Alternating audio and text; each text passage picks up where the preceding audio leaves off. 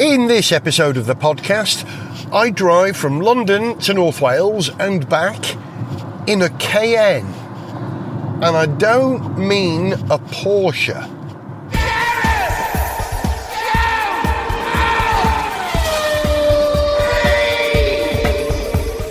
Hello, welcome to Gareth Jones on Speed. I'm Gareth, and what am I talking about? A Cayenne that isn't a Porsche. Well, that's because I'm driving a Kia, and I don't know if you've seen the new, relatively new, Kia logo, but it looks like the letters KN, where the N is backwards. You know, imagine capital letters KIA, but the A is now canted to the right, has a vertical right-hand element, and it doesn't have a horizontal line between the triangle element of the A, if you know what I mean, to make it look like an A. So it looks like KN, where the N is backwards. So I'm driving a Cayenne EV6, a Kia EV6. Let's not go on about that. I think worrying too much about logos is not something we need to be concerning ourselves with, because this is all about the car that I'm driving. It's a Kia EV6 GT Line AWD, all-wheel drive. Ooh, exciting. Yeah, because the last couple of electric cars I've had have either been front-wheel drive or rear-wheel drive, but this one, four-wheel drive, all-wheel drive. Now, it's the GT line, which means it's got all the spec of the GT version of the EV6, apart from the extra power. Now, I think this one, if memory serves, produces about 321 brake horsepower with over, I think, 600 Newton meters of torque, which is, of course, loads. And the proper GT version of this car, I think, has over 500 brake horsepower, which is immense, really. That's a very, very quick car. But this one, being 321 brake horsepower, is no slouch, is it? Do you remember when we used to think 150 brake horsepower was enough when we all drove, I don't know, Volkswagen Golfs in the 1980s? Okay, maybe all of us didn't, but some of us did. So to have a car with more than double that power because it's electric is quite a thing, but actually needs more than double that power these days because electric cars are heavy. This one, I believe, is around about 2 tons, and half a ton of that is batteries. So, of course, petrol is a lot more energy efficient than a battery. So if you want to have the equivalent range, then you need to have a big, heavy battery. Oh, I'm now passing an Ioniq 5 in white on the back of a trailer. Very unusual. Now, why is that car on the back of the trailer? There are 3 possible reasons. 1, the battery's flat and he's just getting a lift to the next charging point because he didn't plan his journey well. 2, the car's broken down or been involved in an accident and it didn't seem to have any damage to it. Or 3, it's just been delivered for someone. Who knows? But the reason I mention that is that the Ioniq 5 and the EV6 are, I'm not going to say brothers, I think they're brothers and sisters, or brothers from another mother. The way that the mighty Hyundai Kia Corporation, hang on, I've got to say it right, it's Hyundai, isn't it? It's not Hyundai, it's Hyundai, even I've forgotten. The way that the mighty Hyundai Kia Corporation manage their cars is very well. They do an awful lot of platform sharing, but not badge engineering. The Ioniq 5 and the EV6 are very different cars, very different looking. They share lots of engineering, but they have a very different culture. They have a very different appeal. The Ioniq 5, as you know, you've heard me say it before, is an absolute belter, a phenomenal bit of quite avant-garde design, whereas the Kia EV6 is a little more conservative, I think. Having said that, I remember the very first time that I saw an EV6. It was, I think, about November 2021, and I was going to, don't judge me, the London Jazz Festival with a pal of mine who likes jazz. I'm no jazz expert. I find it difficult to take seriously, which is tricky because jazz is music that you're supposed to take seriously, isn't it?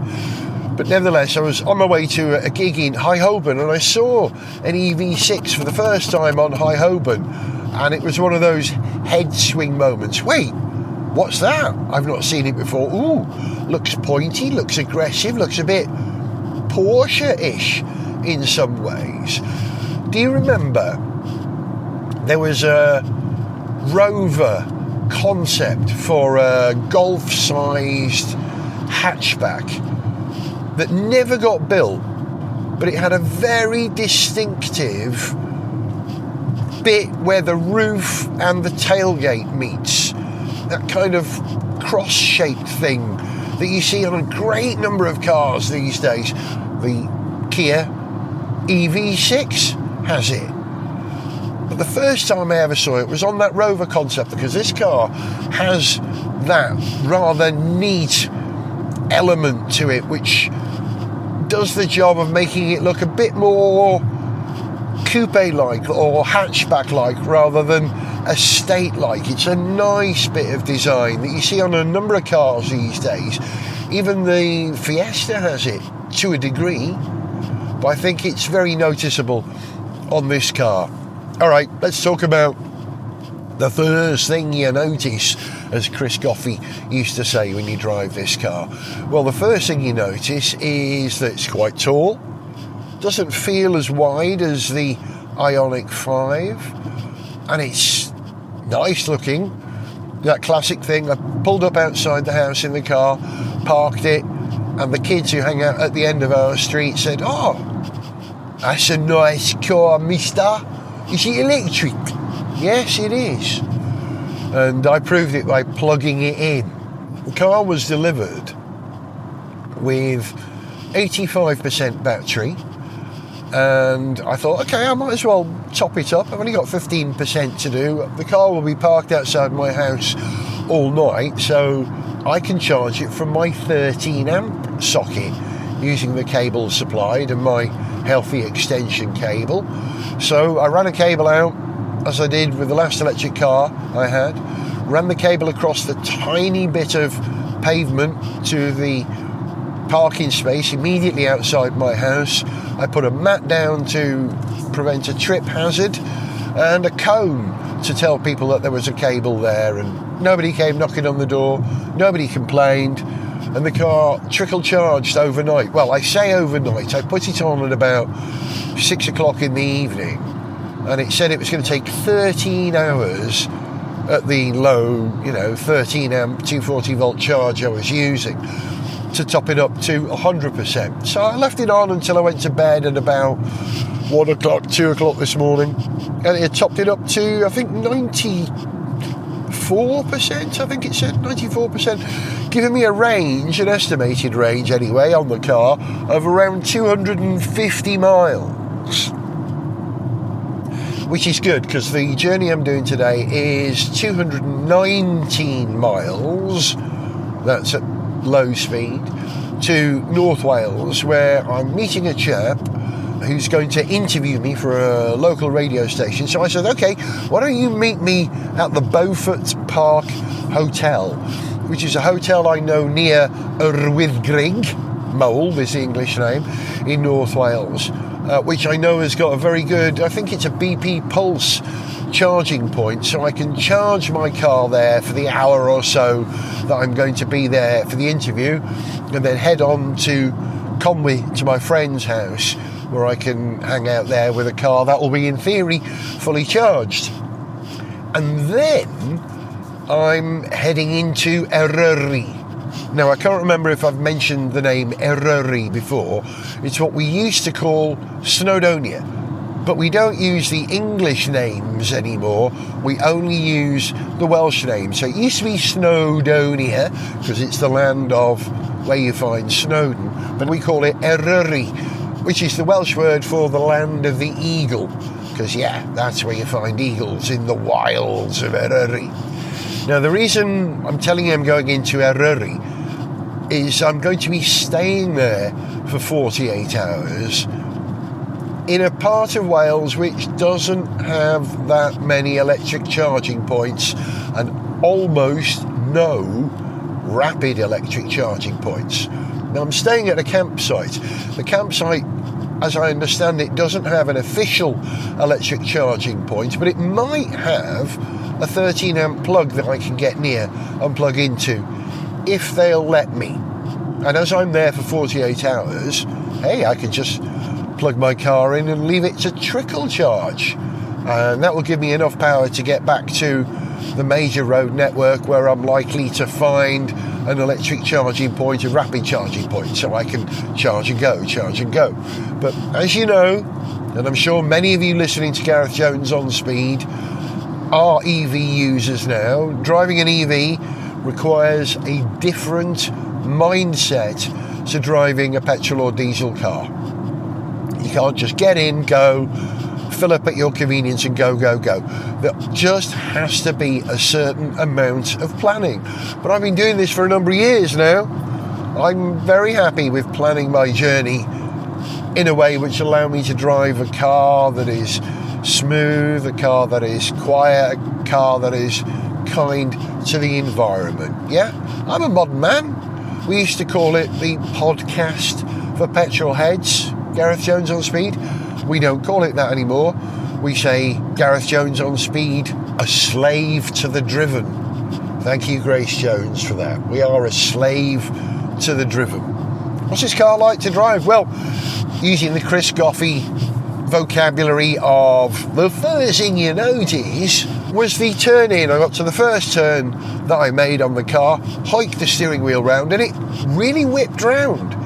It felt a lot more lively in terms of steering response than the Ioniq 5. I'm sorry I keep comparing it to the Ioniq 5, but it's the nearest thing to this car, so, you know, it's worth mentioning. Yeah, felt a bit more lively, felt a bit more communicative. It was my only real observation about the Ioniq 5 that surprised me, that it didn't feel like a driver's car. Yes, I know there is a sporting version of the Ioniq 5 now which makes it a driver's car, but the version I was in felt a bit inert in a nice way, very comfortable, easy, forgiving way, but it didn't feel like a sports car. Does this feel like a sports car? A little bit more, oh yeah, with that turn in. But because I'm on a long journey, I'm driving it in eco mode, which of course tempers the throttle response that I'm using. I say throttle response. What are we going to call it? Potentiometer response? Because that's what your throttle has become these days, your accelerator pedal, your pot pedal. All right, I'm going to call it my pot pedal. And I've also engaged maximum regen using the paddles that you get with Kia EVs. So I never need to use my left foot at all, of course, because it's a two-pedal car. But I don't even need to use my right foot for braking, because with maximum regen, most of the retardation is done not by the calipers on the discs, but by the motor now acting as a dynamo, a regeneration unit to put charge in the battery. Because, you know, I want to maximise the efficiency of this car. I'm not in a particular hurry. I've got to be in mould for 5 o'clock. It's now 12:45, and even allowing for a charging disappointment. You know, if I get to a charging point that's not working and have to find another one, it should give me enough time to charge up and arrive there with perhaps 40% charge, which means I can put another 30-60% in while I'm at that charging point at the hotel.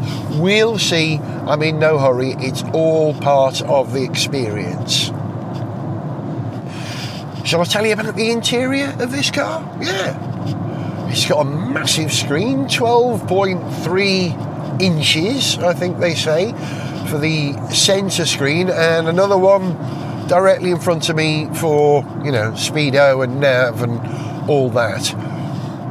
And it's curved, ever so slightly curved towards me, which is a good idea. I like that, a curved screen, because when you get old, like me, when you're in your 60s, your eyes don't work, and every little bit of help keeping all the focus at the same distance from my eyes because of the curve. I'll stop the silly voice now. Might actually help, but it looks kind of elegant. It's nice, it's nice. The dashboard has a sort of a faux, it's not carbon fibre look, but it's a grey, soft feel bit of plastic with a diagonal black stripe on it and white stripes near the edge. Yeah, smart looking. Looks a bit incongruous. I don't know, would black have been better? Hang on, I've gone very high up. I'm going to come down an octave. Would black have been better, maybe? All black with grey detailing. Yeah, it's okay. Looks nice. The other plastics, yeah, nice Korean, European plastics, because Hyundai, Kia aren't necessarily a Korean car company. They are an international car company, aren't they? They're a multinational. They build many cars all over Europe. I'm not sure where this one was actually built. I'm going to dig that out and find out exactly where it was built. But yeah, what I'm saying is it doesn't have Chinese plastics in this car. They're quite nice, quite nice. But what do you expect from Kia? From Hyundai, you kind of expect value and a little bit of avant-garde, because, you know, Hyundai have got some really wild, progressive-looking cars these days, haven't they? Kia, a little bit more conservative, I would say. Although there are exceptions. I mean, their names, they've got some wild names, haven't they, Kia? Stonic.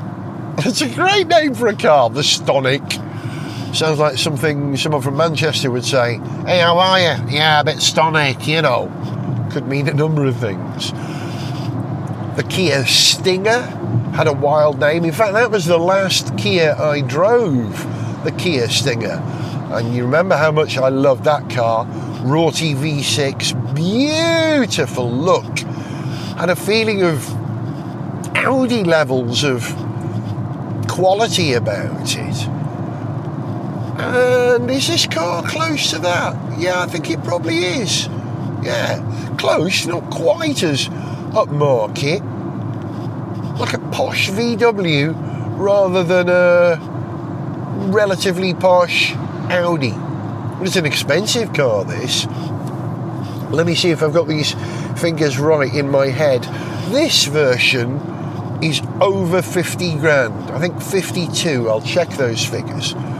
Which is a lot of money. Do you remember that the Genesis that I had, that was a 50 grand car, and I remember saying that felt like a lot of car for your money. Now, it wasn't an EV, and EVs are what, 30% more expensive than an equivalent internal combustion engine car at the moment, so there's always a premium for an electric car. So this car is a little bit pricier than an internal combustion engine car, but it feels nice, feels solid. It's quiet, of course, but all EVs are quiet. It's got massive wheels, 19-inch wheels, which you need if you're buying an SUV, because this is a kind of an SUV crossover, isn't it, this car? It has very tall doors because the platform, the battery pack, is beneath my feet, and that puts us all a little bit higher, doesn't it? I say all, I'm the only one travelling in the car at the moment. It's a very pleasant, very black interior. The only bit of light on the interior are cream panels in the armrest on the door, and there's some shiny plastic on there as well, which is nice. Listen, right, that's a good sound, right? It sounds plastic, but it didn't sound ding ding, it sounded duck duck. It's a duck duck go car, this. It's very familiar, you know, all the parts bin stuff is from the Hyundai Kia Corporation, and it's stuff that I know my way around. It took me a minute or two just to familiarise myself with the controls. It has lane assist, it has distance to the car in front assist, which works with the cruise control, which makes it a very easy car to drive. Do we call this level 2 assistance? It's probably all you need really at the moment, until we're absolutely confident level 3 and 4 is, you know, hands-free, get in the car, press a button, go. We're not quite there yet, although we're not far away from it, because as we speak, where am I? I'm not that far from Milton Keynes at the moment, and I heard recently that fully autonomous taxis were now piloting a scheme in Milton Keynes, and I wonder what car they're using for that. I wonder if the EV6 could be adapted to be that car, that make a good electric autonomous shuttle service. I'm not going to call it a taxi, it's a shuttle service. Call it on an app, it turns up, you get in, it takes you there. Actually, I might go to Milton Keynes and just try that, see what it feels like to be in a genuinely autonomous car in Britain. But for now, a car which has all the driver aids you need is all you need if you're a car driver. What's the point of buying a car that's fully autonomous? You don't need to own it, do you? You can just call it and ask it to arrive when you need. Don't get me started on those sort of thoughts, because, yeah, we're reviewing cars now, not, what do we call it? Future mobility options. Yeah, right. Future mobility options. I'm enjoying this car. Not disappointing so far. Let's see how we go over the weekend, and you're along for the ride.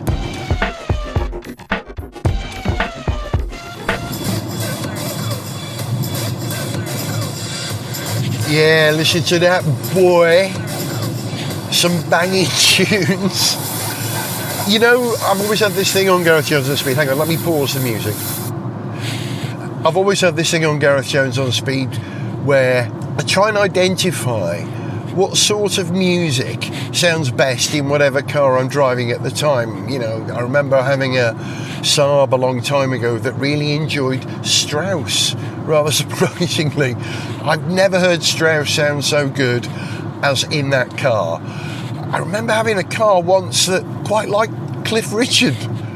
This is surprising, I know. You know, it's all stuff that just gets randomly played from my massive playlist. And yes, I've got some Cliff Richard on there. Hands up. Dear, dear Cliff. But amongst mostly lots of Slade and Welsh stuff, of course. But this car really responds to the Elite Boat Party 2012 mixtape, I think, which is what I was just playing. It's been playing for about the last 2 hours. It's very good. And it sounds great in this car. Great in this car. I am concerned that this car has what we used to call schizophrenia, or we used to incorrectly call schizophrenia. When we talked about schizophrenia in the past, we meant multiple personality disorder. You know, someone who could be like a 10-year-old child or a 70-year-old man or a 40-year-old woman in their mind. You know, they really had very different, very distinct personalities. Schizophrenia is a different thing, right? As I understand it, in mental health terms, you have two states. A state where you're coping with everything and a state of confusion. I think I've got that right. Forgive me, I'm sure you know more about mental health than me, but that's as I understand it. And I'm concerned that this car doesn't quite know which of its two personalities are in control at the moment. I'll tell you why. When I first got in the car and drove up the Holloway Road, the sat-nav, which is the proprietary sat-nav built into the car, said to me, turn left in 2 kilometres. I thought, oh, that's weird. Kilometres? Why is it saying that? And then we get onto the motorway and it says, your junction is in 3 miles. Bear left in 3 miles. And it seems to know the difference between miles and kilometres. As I understand, the settings on this car should be set to miles for the UK. I will double check them. There's an awful lot of settings on this car that I haven't had a chance to really get across because I'm driving it at the moment. But next time I stop, I'll look at it. But then I was driving along the motorway, and you know how you get a readout in your dashboard of the local speed limit, reinforced by data from sat-nav and checking and reading signs? That's what cars do these days. In the speed limit warning in my dash, it said 80 miles per hour. 80. What? That's impossible. The national speed limit in the UK is 70 miles per hour. So why did it read 80? A little bit later on, it started showing 70 again. And I think what happened was it glitched out for a moment, thought in kilometres, read a 50 mile per hour speed limit, and converted it to kilometres. 80. Baffling. I'm keeping an eye on that. This is an electronic car. You know, electric cars, that's what EV stands for. But I think electronic car, slightly sexier, isn't it? This car does feel very electronic. When I pulled up outside my friend Vince's house, I called him my pal Vince, who you'll know has appeared on the show several times, has come to Le Mans with us. Vince likes his cars, and I pulled up in his place near Solihull, and as I arrived, the first thing he said to me was, "View."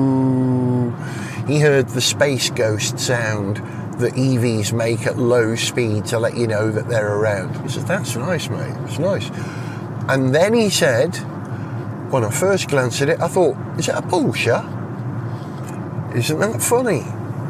That was my initial reaction when I first saw this car, like I told you before. Just for a second, what, Porsche? And looking at the car, it's got quite an athletic quality to it, almost feline.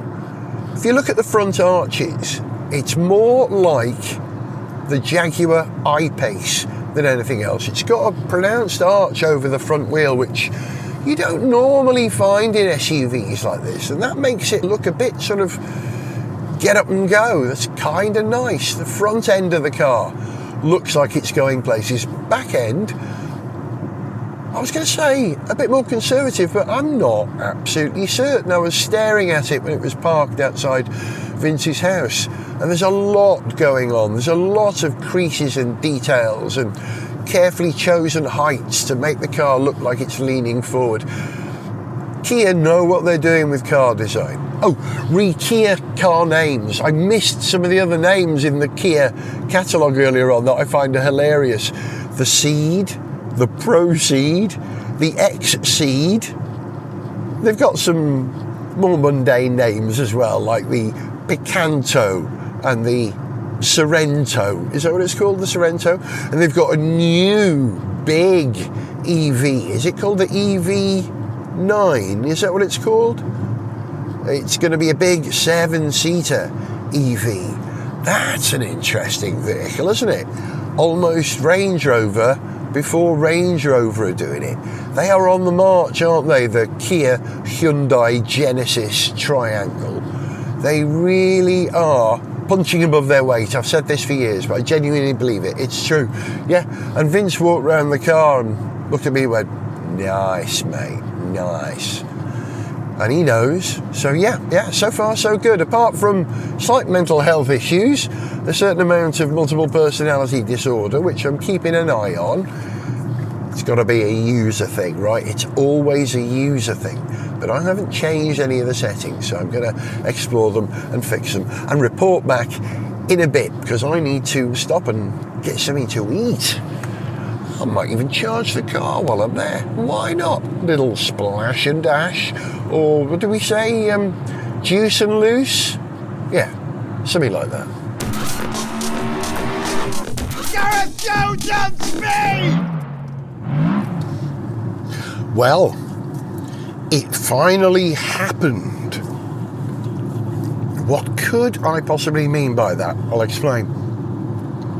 I was on the M42 and I thought I'm going to stop and do a quick charge, grab a sandwich and a wee, 20 minutes, just an efficient, super quick charge at about 50 kilowatts. And I turned up at a service station on the M42 on the toll road near Telford, a place, I think the services was called Chesney Hawks or something like that. I know it wasn't called Chesney Hawks, but that'd be a great name for a services. Oh, you just turn left at Chesney Hawks, yeah, find it, yeah. Anyway, I arrived and my suspicions, as soon as I arrived, were correct. The whole place was full, right? Every single parking spot was taken. In the general car park, I thought, I bet when I get to the electric car charging section run by GridServe, where there were, I think, 4 chargers. I think you can only charge one car at a time in its charger, though, even though it's got 2 cables. They're of different connectors, if I remember. And I arrived there, and not only was every single charging point occupied by a very interesting wide range of models. There were 2 Kias, actually, Nero EVs. There was a BMW, is it called the iX3? With an awful grille. But hey, it's an EV. Do what you want. And what else was there? There was something else interesting that caught my attention there. A little Citroen charging. Very good. And there was a Ford Mustang Mach-E waiting.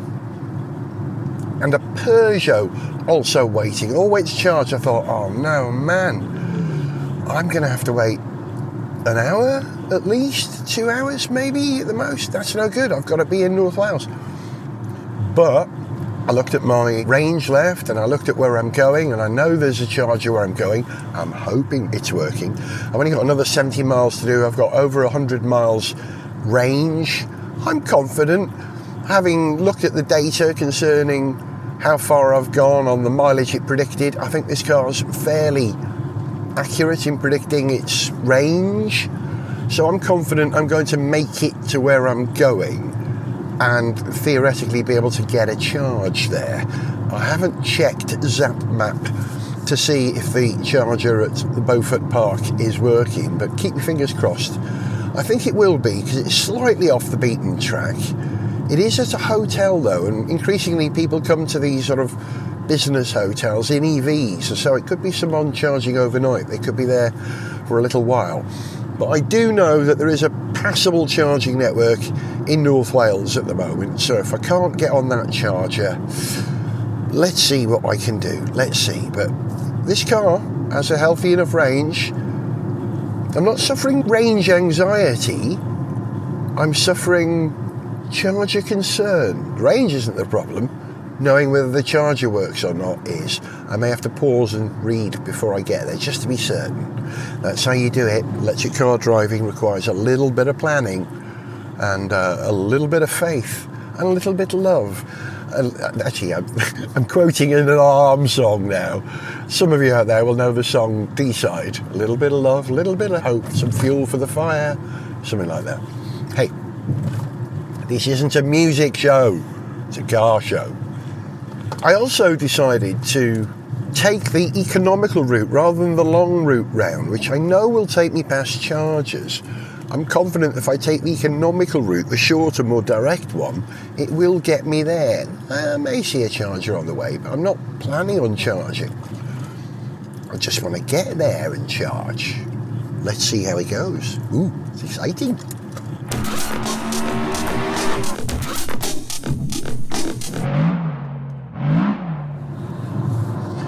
Electronic car update. I'm in North Wales. I met my pal Adam at the Beaufort Park Hotel in Mynyddyssa, or New Brighton, as it's known in English, or thereabouts, near Rwyddgrug in North Wales. Plugged the car in for a charge. It was a it was a BP Pulse charge unit. Then I did this radio program with Adam, which I thought was going to take, half an hour, 45 minutes, and actually took 2.5 hours. So for the whole time I was doing this, the car was charging. And we finished it. I went back to the car and it said 99%. And as I walked to the car, it went bing, 100%. 277 miles of charge were put in this car in that time, charging at 50 kilowatts, which is pretty good, pretty useful. And it was easy to set up with the BP Pulse app that worked. Hooray! So you've got to have a little bit of faith. I wasn't entirely certain that charger would be working when I got there. You never know unless you use Zap Map, which tells you the state of chargers all over the place. And I was late, so I didn't want to stop and start searching online, and I haven't got Zap Map configured in the Android Auto on this car. So I called my son, Indy, my youngest son, and said, Indy, do us a favour, go to this website, do a search, Beaufort Park, is the charger working? Yeah, used 4 minutes ago, it said, good charge, great. So I got there was no queuing, I was the only one, and I know I hogged the charger for 2.5 hours, but I kept an eye on the car, and no one else came to charge, so bonus, it worked. So there you go. I think this is possibly the first time I've driven from London to North Wales without having to charge en route. I charged when I got here because the range of the car is not only good enough to get me most of the way here, 220 miles, 219 miles from home to Mould, and now I'm doing the, next 60 miles to Conwy along the A55. And I know there are plenty of chargers here, but I don't need them. And I won't need them, I don't think, because I'll have enough energy to get me into Eryri for the weekend. So, yeah, it's all working out very nice. Now, that's the charging story. What's it like as a car to drive this? Well, as soon as I found out that the charger was working in Rwyddgrug, I changed how I was driving. I came out of eco mode, went into sport mode, and drove it a bit more spiritedly where I could on the A5 and the A41, and made some very real progress around roundabouts. And that initial feeling, do you remember me saying the first thing I noticed about this car was its turn-in when I first got in it? Well, that turn-in is coupled by a lovely balanced rear end as well. It's a nice sporting car to drive this. I know it's only the GT line, not the GT, but it is well sorted and planted and feels like a driver's car. And that's the biggest difference between this and the Ioniq. The Ioniq was more of a luxury floater than this. This car, it will float nicely, but it will also drive like a devil if you ask it to as well. And you know what? That's another example of the multiple personality disorder that this car has. And I like it, because I like neurodiversity. And automotive diversity too. Please follow A55 for 4 miles. Okay, I will do that. This is a bit of an experiment. I don't know if the car is going to do this, but I'm hoping it will. I'm approaching a junction for Llandudno Junction. Now, did you notice I said Llandudno, which is the Welsh pronunciation, not Llandudno, as a lot of people say. And I'm hoping that the sat-nav, when it tells me where to go, is going to say, go towards Llandudno. Now, I don't know if it will, but earlier on today, I was driving towards Colwyn Bay, to Rhos-on-Sea, to where my niece Paula lives, and I was astonished to hear the sat-nav in this car say, turn right to Llandrillo yn Rhos, which is the Welsh name for Rhos-on-Sea. First of all, the astonishing thing was that it used the Welsh name, and second of all, it pronounced it in the Welsh way, Llandrillo, not Landrillo. And I think in the 10 billion years I've been driving cars, which have... miles, turn half left. Yeah, towards where? Tell me. Here we go. Let me turn it up. Hopefully it will tell me in a moment. Let's listen. You know, in the 1,000 years I've been driving cars that speak to you, I've never been in a car that pronounces Welsh names in Welsh. Let's see what it does. Hang on, we got a junction coming soon. Bear with me. It's kind of exciting. In 0.2 miles, turn half left onto A470 towards Betws y Coed. Did you hear that? Betws y Coed. Half left. But they said Betws y Coed, not Betsy Coed, which is how people tend to say it if they don't read it in Welsh. Miles, leave the roundabout at the third exit. Yes, towards where? Go on, say Llandudno Junction or Cyffwrdd Llandudno for me, please. Go on, please. Let's see. Leave at the third exit. Yeah, for where? Where are we going though? Please say it. Hang on, we're on the roundabout. Here we go, this exit. Now leave the roundabout. In 0.2 miles, leave the roundabout at the second exit.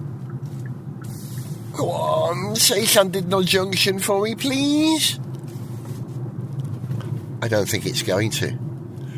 But, you know, I'm very fond of this car. You've probably gleaned that from what I've said so far. But really, being able to pronounce things in Welsh, and I will try and find evidence that this car does this. Leave at the second exit. And what, continue to somewhere easily pronounceable if you're... Now leave the roundabout. It's not going to tell me. But hey, well done, Kia. Enough respect. Speaks Welsh, this car. Gareth Jones on speed.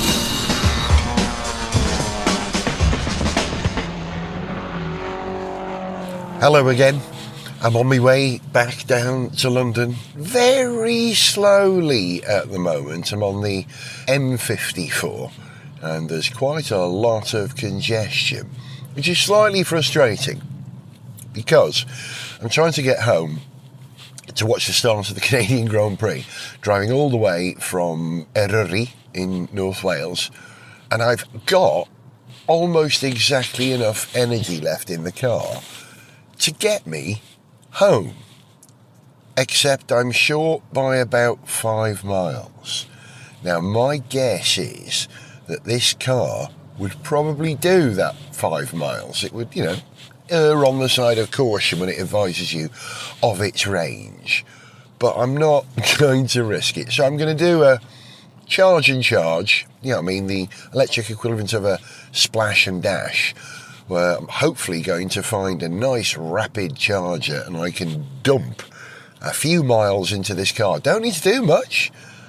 Might stick, 20 miles on it, and then I can charge it overnight on one of the street chargers near where I live. So that's that. I'm hoping that. But the trouble is, as I'm now doing 9 miles per hour on the M54, I'm guessing as soon as I get to a service station, all the people in this congestion are going to want to stop, and that means there'll be a bunch of electric cars amongst them, and that means I may have to wait to get on a charger. I'm hoping I don't, but you're going to build those things in. I did actually try and do a splash and dash round about Oswald Street, where I found a Genie Point charger at a Morrison's supermarket en route. Pulled up, there was another car charging on the other side of the charger, plugged it in, couldn't start the charge. The app I was using, it said it would start charging, then click off after a second. It still happens, but the thing is, when that happens these days, you're not going to be far from another charger. And I had a bunch of options earlier on in the journey where I could have charged the car, but decided not to. Anyway, I'm confident it's all going to work out. And wow, I've really enjoyed driving this car, and another one of those cars where I'm really sorry when they collect it tomorrow, because this car is properly useful. I mean, seriously useful. With a range of over 277 miles, I would say, at motorway speeds, well, maybe 66 miles per hour, you know.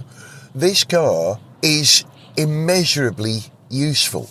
It will get me from London to North Wales without charging. And I'm guessing that if you need an electric car, you probably don't need something with more than that sort of range anyway. How often do you visit family or relatives or go visiting at that sort of distance? And if you're doing that sort of distance, well, you're going to need to stop anyway, aren't you, for 20 minutes? So you might as well stop for 40 minutes and put a rapid charge in. Yet again, I failed to go to one of those ultra rapid chargers that they have in Milton Keynes, because this car will charge, I think, up to 350 kilowatts. Surely that's going to make the whole vehicle swell or glow. But I'd love to give it a try one day. But you've got to do it when you're not in a hurry to go somewhere, but you need a rapid charge. So those two things are mutually exclusive, aren't they? Because you only ever need a rapid charge when you're in a hurry to go somewhere. But I need to find the exact location of this fantastic rapid charging, ultra rapid charging station, and plot it into my journey. I actually like everything about this car. It's kind of inevitable because of the excellent platform that it's built on.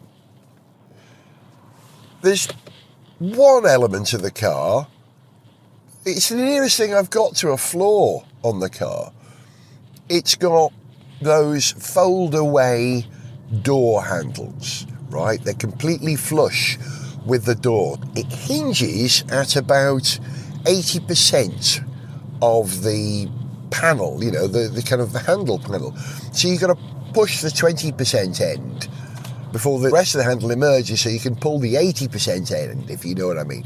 Because the door handles don't pop out automatically like they do on a number of cars. They just don't do that on this, which I guess keeps the cost down, keeps the weight down. But it does require a slight mindset change. The number of people who come to get in the car with me, and they go to the passenger side and said, how do I get in? Because you instinctively press with your thumb, but that's the wrong side. You've got to use the other side, because the hinge of the door handle is hinged at the front of the car. So if you're left-handed, as you reach out and press the button, if you're right-handed, you'll get it right. But people are usually carrying bags in their right hand, aren't they? So that's about the only thing about this car that got close to bugging me. It's exceptional. It really, really, really is. And the driving experience in Eryri was outstanding. I put it in sport mode. The all-wheel drive pulls the car out of corners with a Quattro-like eagerness. I remember driving a Ford Sierra XR 4x4. Do you remember that one?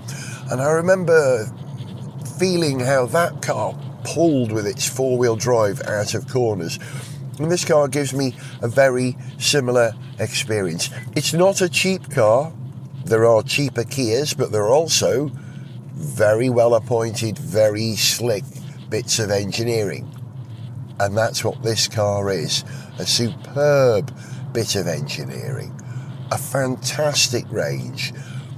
A great look to the car. The pointiness of the front end of the car does a lot of work for the car. It makes it look like the Lotus Electra, perhaps, or, an electric Porsche Macan. It's that appealing. I can recommend it highly. It's not cheap, but it is a superb car. The whole driver assistance stuff is beautifully well sorted. I have never felt that I'm ever fighting with the steering. It was completely in control. It reads the centre of the lane magnificently. And did you hear those bumps just then? Dum-dum. That's the only other criticism I have of this car. It's a little bit jittery on broken roads, a little bit hard and wibbly wobbly, but that's the trade-off for having a car that handles and performs so well.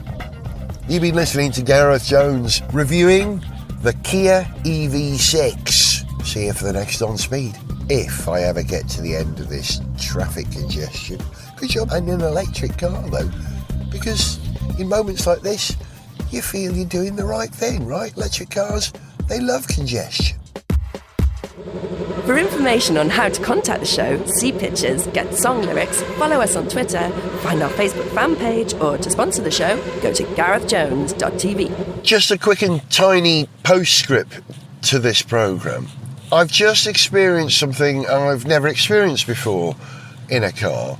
I was driving down the M54 and in the congestion, as you know, and I think I now understand what the congestion's all about. I think there has been a bit of a cloud burst, a bit of a thunderstorm ahead of us, and it's dumped loads of water on the motorway.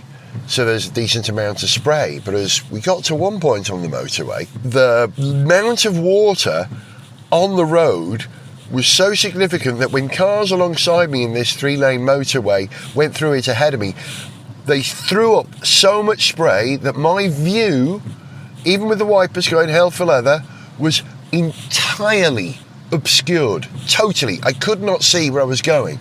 Now, at the time, I've got the driver assist on. It kept me in the lane and it kept me a safe distance from the cars in front if they decided to brake quickly. There's no guarantee in that, I don't know, 2-3 seconds where I was completely blind, that if I didn't have driver aids, I might have veered out of the lane or not seen the car in front stopping.